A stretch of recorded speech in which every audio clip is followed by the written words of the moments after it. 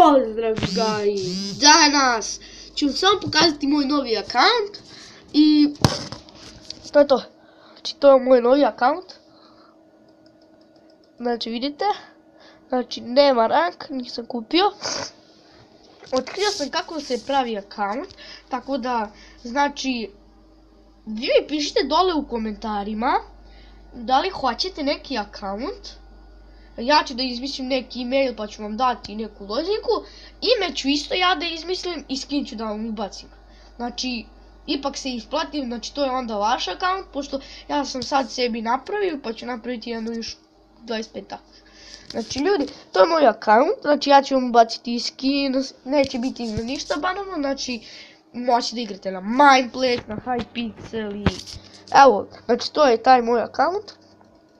I to bi bilo to što se tiče ove epizode, vidimo se vrlo uskoro, čao!